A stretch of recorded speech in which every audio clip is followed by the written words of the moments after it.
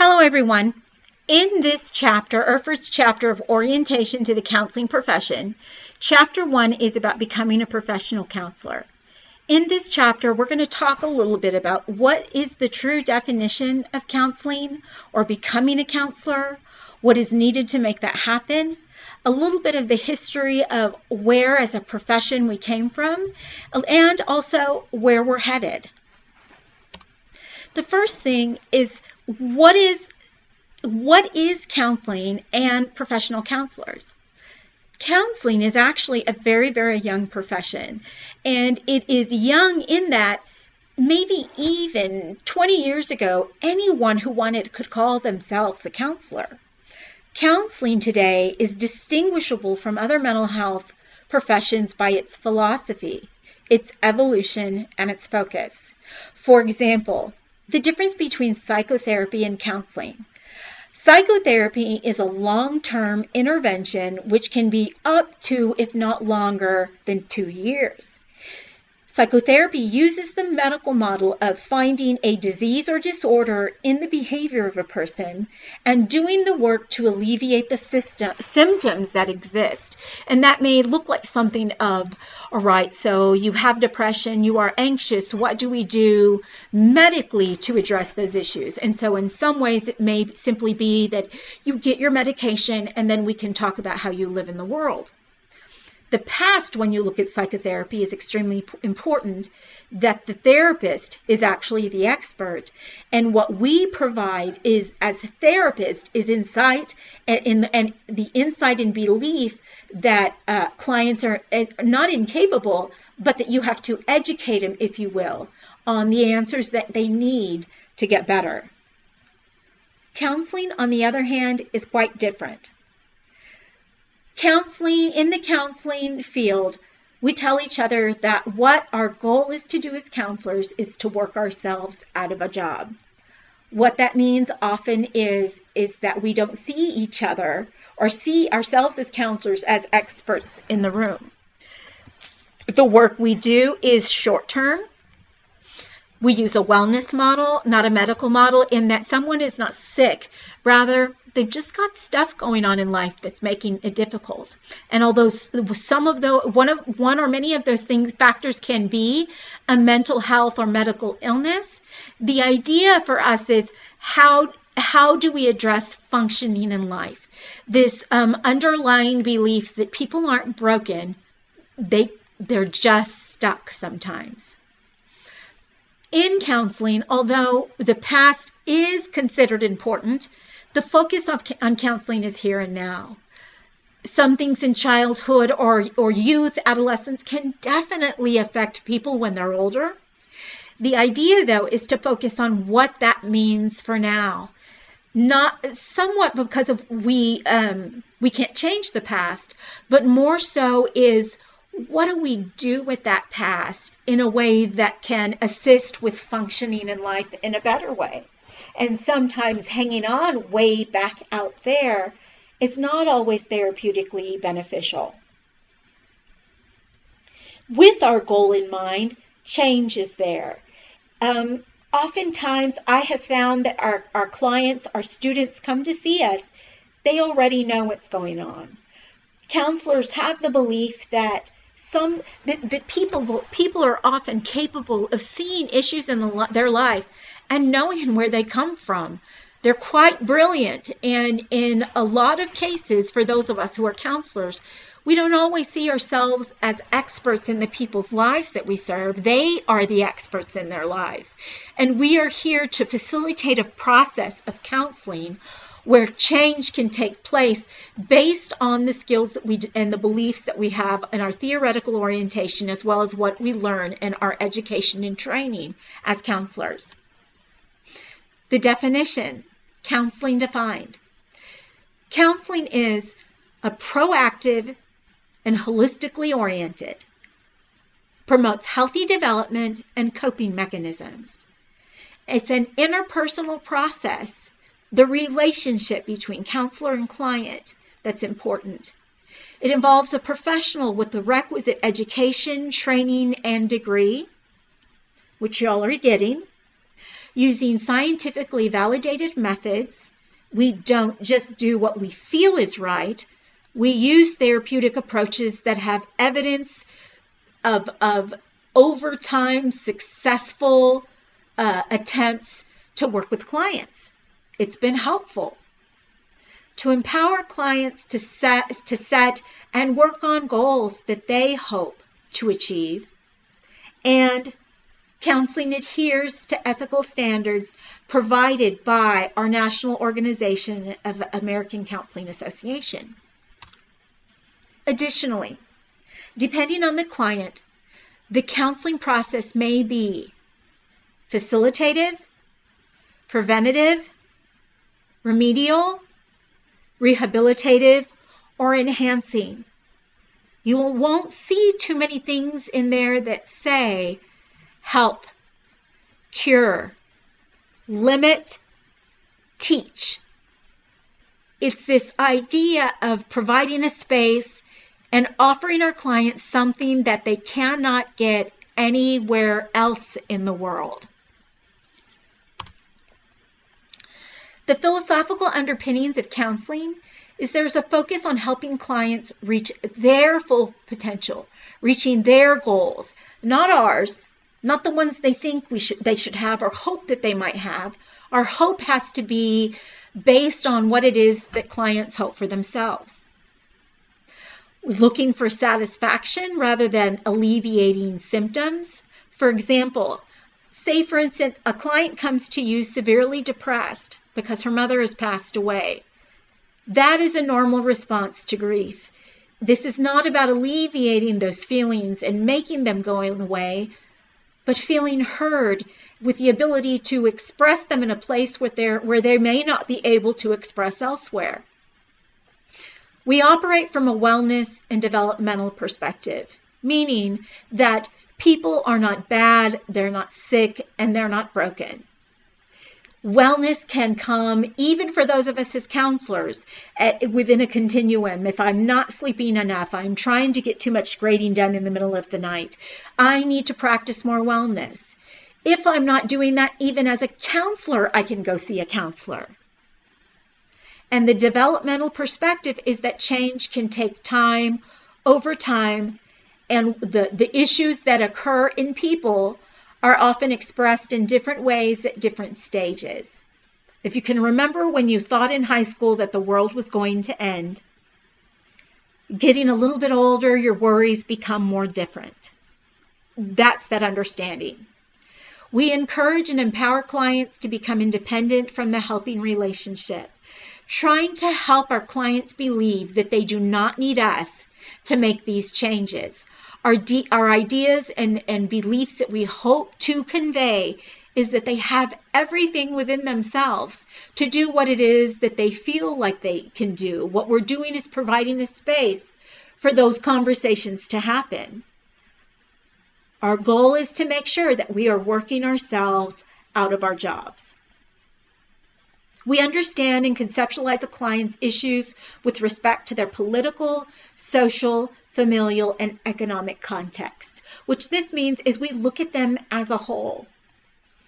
We don't try and prescribe them some sort of meaning of their life that you can tell everybody a certain age exists or that they encounter.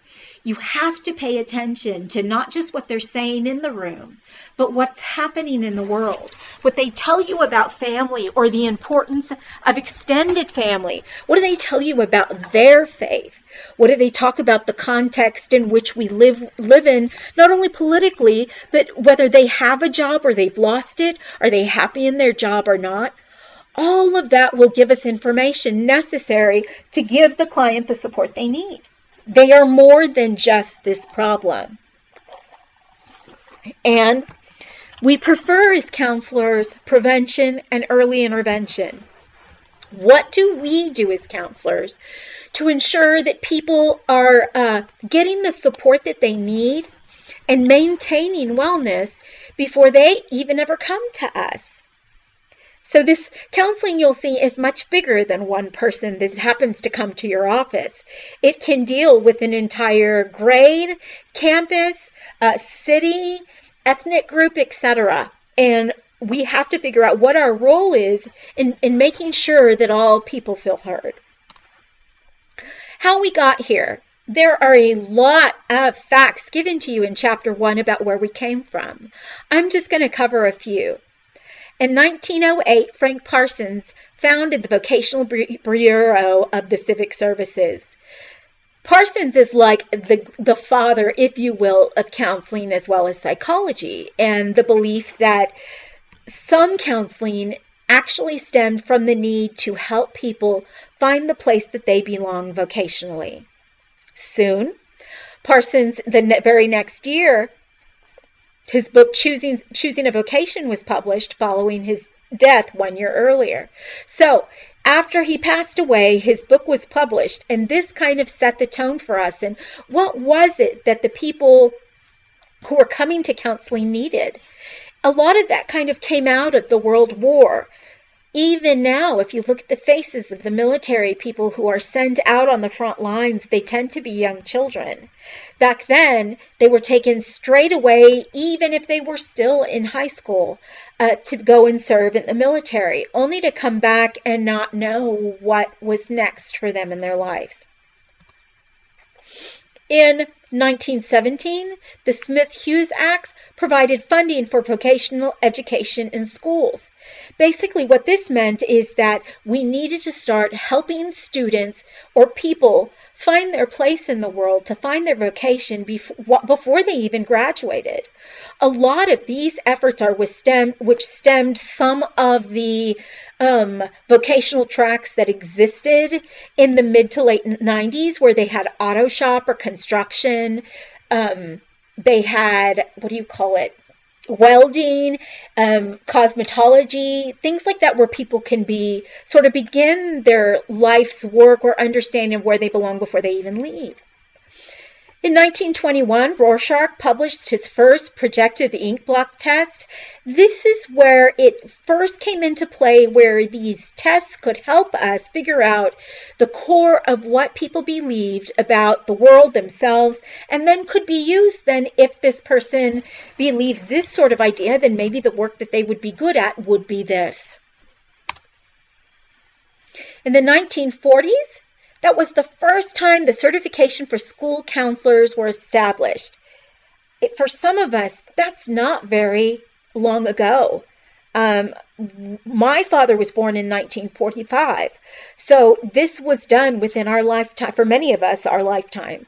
In 1942, Carl Rogers published the Counseling and Psychotherapy text, thus introducing client-centered therapy. This idea that when someone comes to see us, we have to focus in on what they want, not so much on what we want.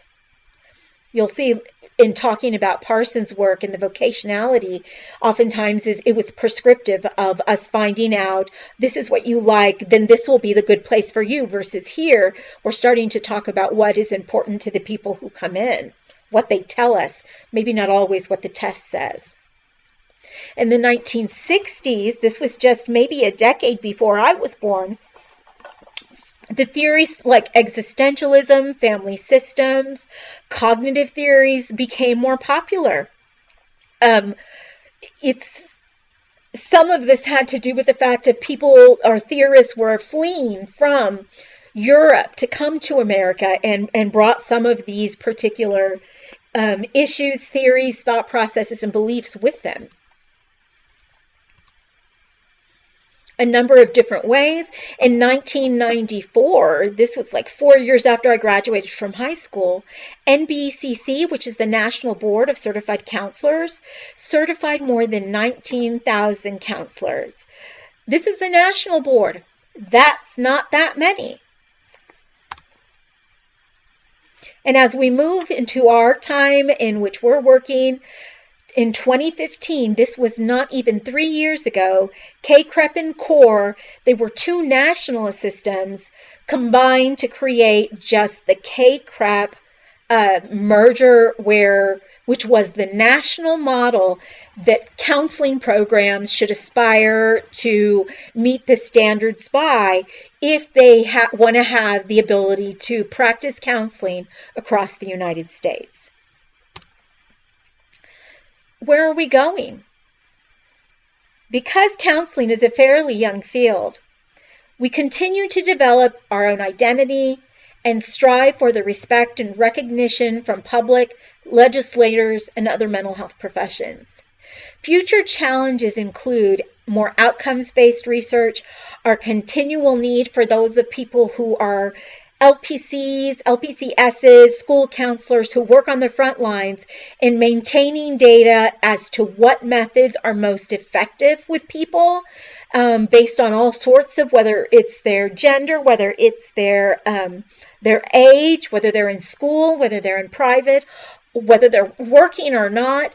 All of these things that we need to continue to support, to gather data on, not only to show success for ourselves in our work, but also to show the world.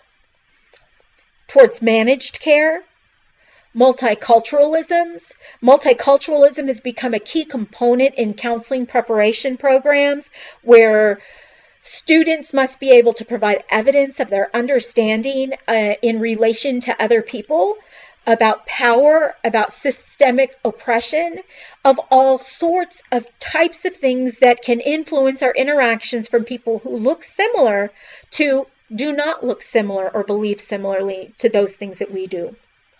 There is now gatekeeping in the profession, which can be stressful in that not all people are fit to become counselors. Their goal may to have been this, but they must not only have the training, but the disposition to do so. This is that gatekeeping piece that tells us you must have the disposition where you believe that people are capable, that you believe in the ability to be self-aware in regards to your multiculturalism, your cultural beliefs, your biases, etc. Are you able to not impose your own values on other people? Those are things that are considered gatekeepers of allowing people into the profession. Technology. In regards to technology, this is a huge area that when many of us were going through our counseling programs, didn't know would be an issue.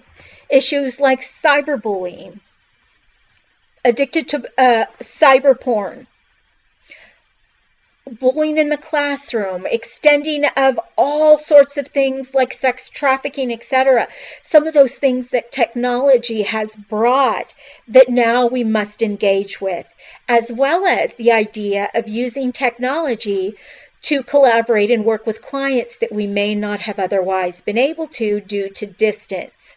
We're having to really consider how technology and what role we can use and in what ways we shouldn't use to promote our profession and help others in need. Professional and social advocacy. The social and professional advocacy are also huge pieces that have been incorporated into our ethics and the training programs across the nation. This idea is to ask, when you learn from others, when you hear their stories, people will not come to us when they are feeling good.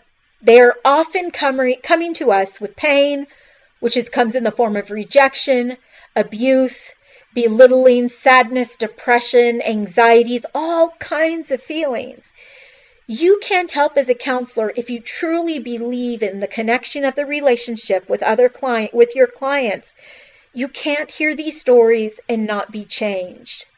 And what happens is when you start working with enough people that you know that maybe the world or our city or our state or our country is not providing the support that they need to a specific population, where is our responsibility in speaking up for these groups, as well as speaking up for our profession? Mentoring and leadership. This is the focus in counseling of how do we make sure that when people graduate, they graduate and open their private practice or go to a school campus on there where they may be the only counselor. How do we create some sort of modification to the requirements so that they will maintain mentorship and leadership from those who've already been in the programs? This happens somewhat more with the LPC uh, graduates because they have to get their 3,000 hours of supervised post-internship with the supervisor that they work with after graduation, but this is not always the case for school counselors, who sometimes are the only counselor on campus with no guidance but their own and no supervisor on site to help answer questions. And professional unity. What do we do as a national group to ensure that we're developing people that are like-minded in this profession, who believe in counseling because of what it does and what it stands for? Those are the directions that I think not only our organization, but a lot go through. But it's important to recognize that because we're young, we're still evolving and grow and willing to grow in the areas that we must adapt to just because of an ever-changing and diverse world. Our outcomes-based research, there's a growing effort to narrow the gap between research and practice. What this means really is that what we conduct research on should be used in practice.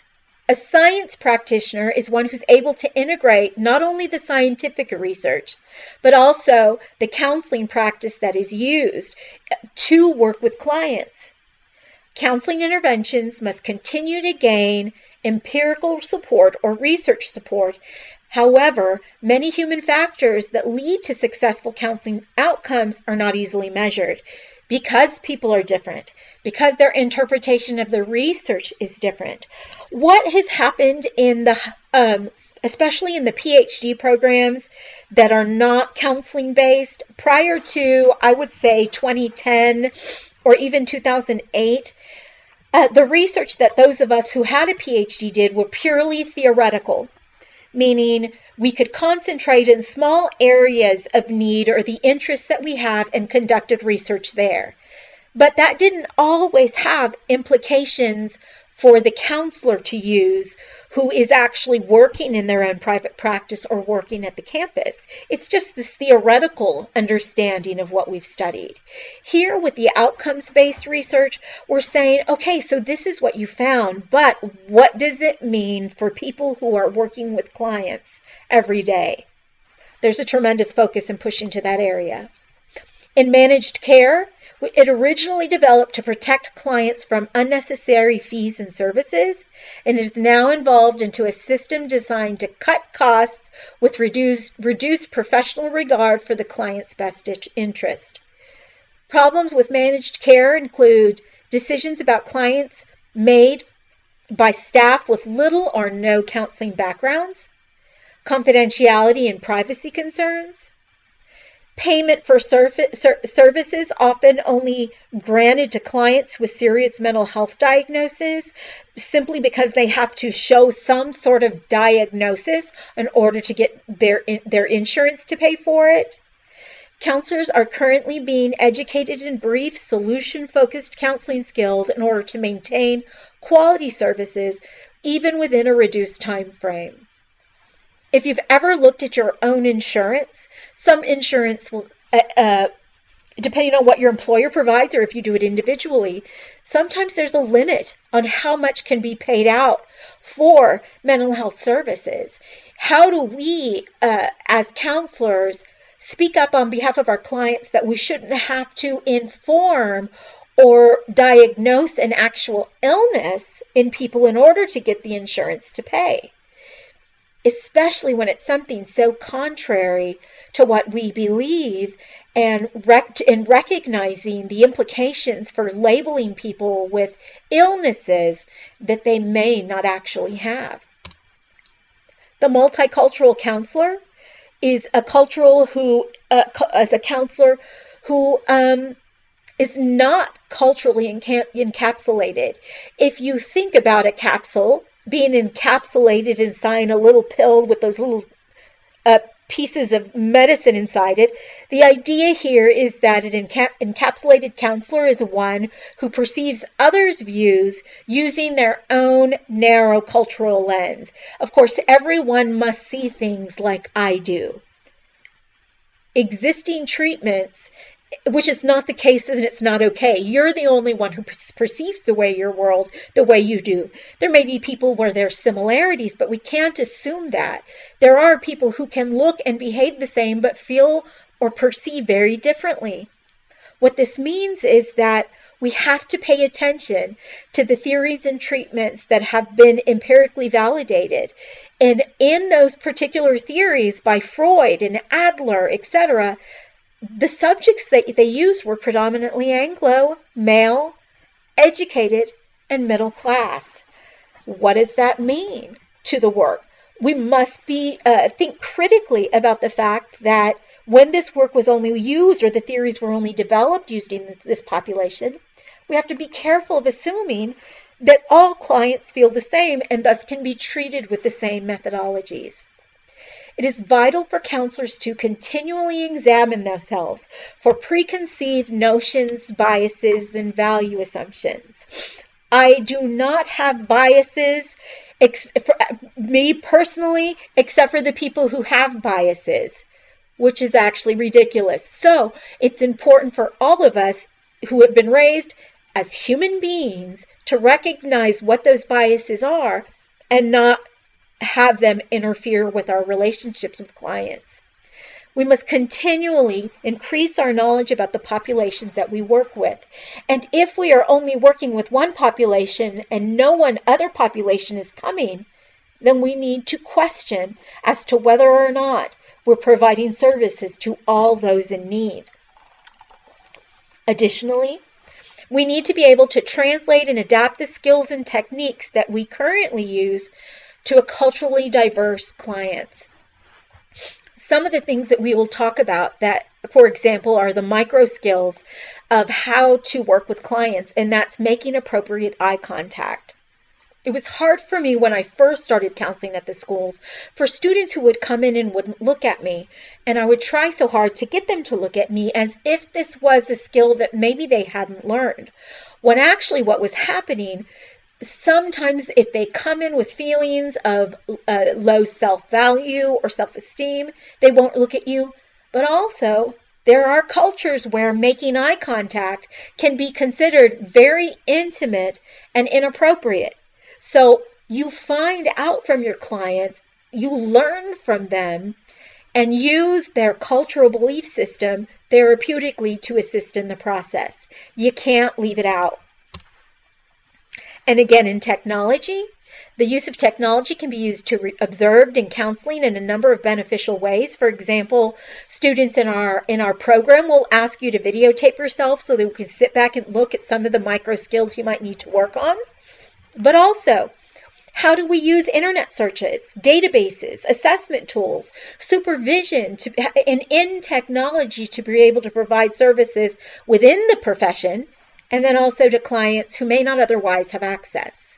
However, computers are being used for actual counseling, online counseling, chat rooms, bulletin board counseling, leading to some really tough questions and ethical implications.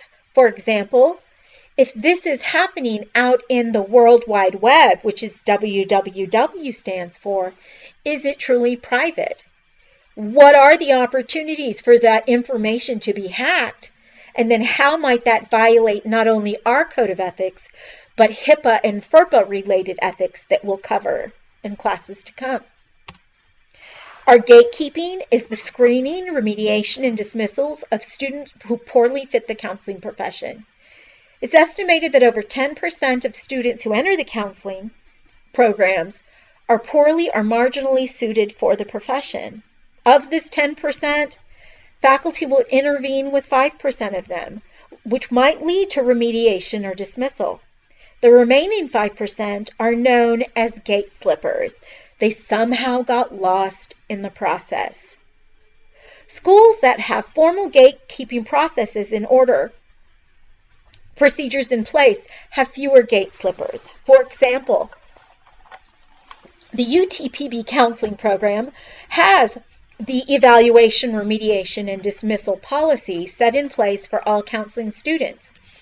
It's provided in the handbook, and students sign a form acknowledging that this is part of the counseling program and that students actually must pass the fitness or the dispositional evaluations in order to continue on through their to obtain their degree as well as to practice. It's not simply about making A's and B's and passing all the coursework. There is a disposition that is nationally and through evidence-based research has indicated are most beneficial to clients. And again, the professional and social advocacy.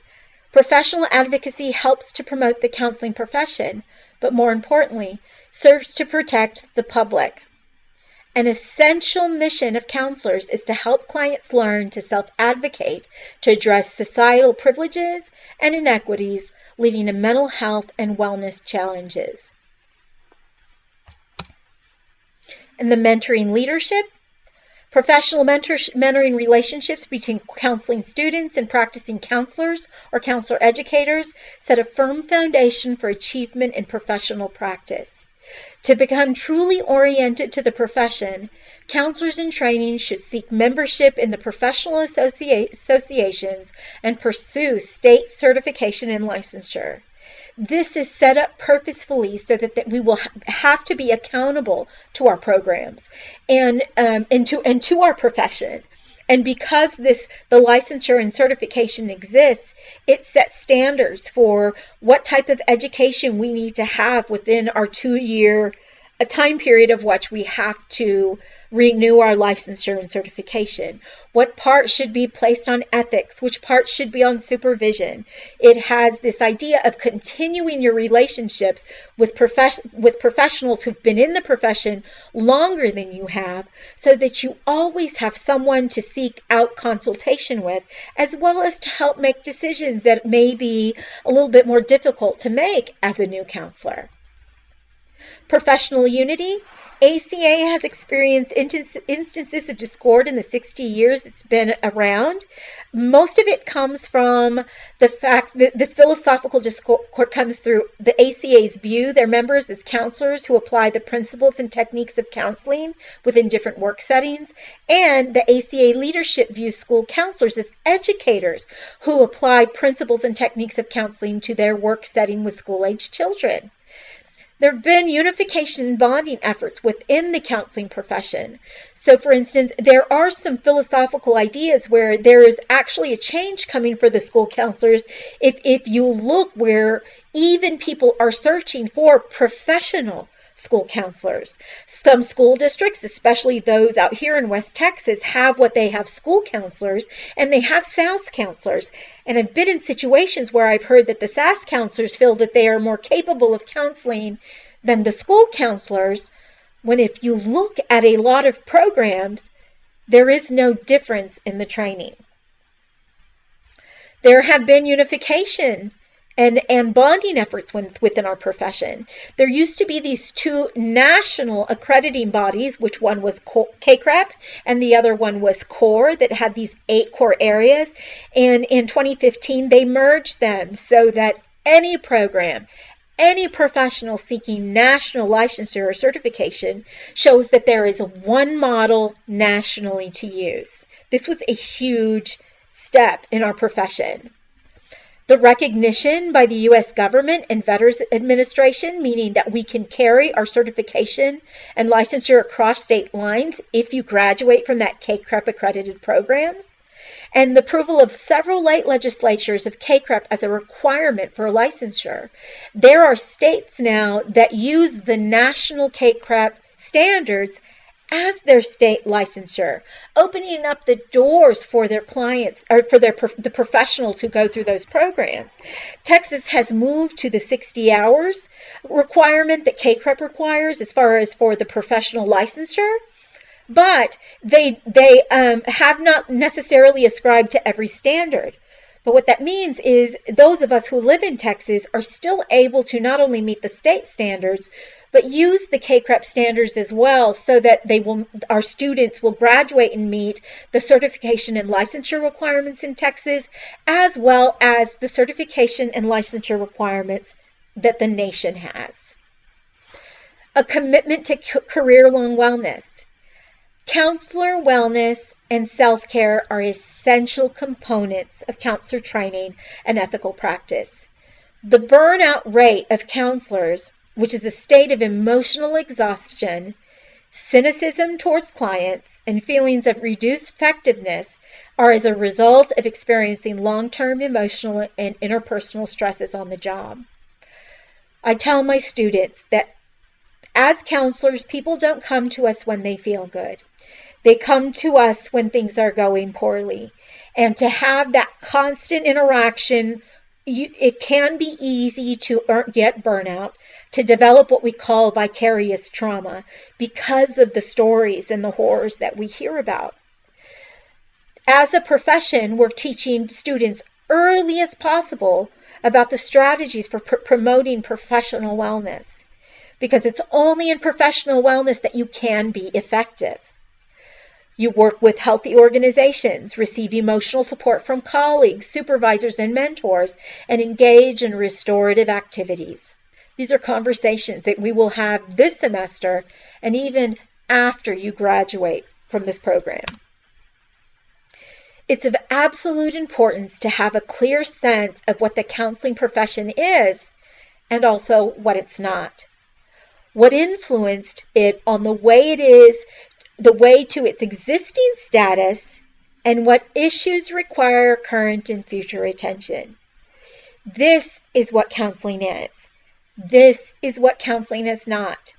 We'll continue to explore these ideas of when you came into the counseling profession, why you came and what you thought it was, and then also talk a little bit about then if that's not what it is, then what is it? And how do we make that part of this true identity of who we are, not only as an individual counselor, but as someone who can treat all people and be a part of not only an individual view, but a profession at the state and national level.